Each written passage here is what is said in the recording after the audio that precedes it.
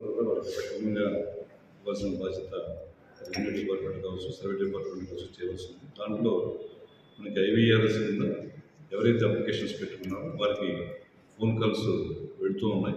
మీరు కొన్న పాస్బుక్ కోసం పెట్టుకున్నారు, లేదా మీ సర్వే కోసం పెట్టుకున్నారు, ఈ సక్రంగా మీకు నోటీస్ తెలియదా, అట్లాగే మీకు నిర్దేశిత వసూలు చేశారా, లేకపోతే ముందు అంతకు మించి ఏదైనా వసూలు చేశారా, అట్లాగే ఫీల్డ్కి వచ్చి చూశారో లేదనే అంశాల మీద ఐవీఆర్ఎస్ మీద ఎవరైతే మనకి అప్లికేషన్స్ పెట్టుకున్నారో వాళ్ళకి ఫోన్ కాల్స్ వెళ్తున్నాయని దాంతో వాళ్ళు అడుగుతున్నారు.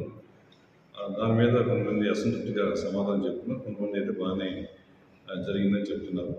అయితే ఒకసారి మనకి రెవెన్యూ సంబంధించిన పాస్ పుస్తకాల విషయంలో 28 మంది బీఆర్ఓస్ మీద వారు సరిగా ఫార్మేట్ నోటీస్ ఇవ్వలేదని, లేకపోతే ఫీల్డ్కి రాలేదని, నిర్దిష్ట రుసుముగా నేను వసూలు చేశారని అట్లా 3 అంశాల మీద కొంచెం వ్యతిరేకంగా వారికి ఫీడ్బ్యాక్ పెడితే 28 మంది పేర్లు కూడా మనకు వచ్చినాయి, కలెక్టర్ గారి ద్వారా మనకు వచ్చినాయి. వారికి నోటీసులు ఇచ్చి ఎక్స్ప్లెనేషన్ అడుగుతున్నాము.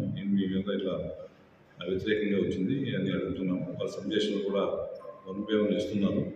అట్లాగే సర్వేకి సంబంధించింది కూడా సర్వేలు కూడా ఏదైనా ఒక ఎఫ్ఐఆర్ పిటిషన్ పెట్టుకున్నప్పుడు కానీ సబ్ డివిజన్ పెట్టుకున్నప్పుడు కూడా వారు కూడా సంబంధిత భూ యజమాని యొక్క పత్రాలని పరిశీలించి వారికి నోటీస్ ఇవ్వడం కానీ, సంబంధిత సరిహద్దు రైతులకి నోటీస్ ఇచ్చి భూమి మీదకి వెళ్ళి సర్వే చేయాల్సిన అవసరం ఉంది.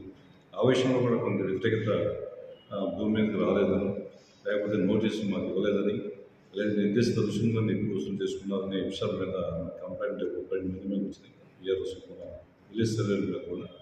ఆ విధంగా వాళ్ళ సబ్జెక్షన్ కూడా ఆడటానికి కోసం మనం షోగా ఇష్యూ చేయడం జరిగింది.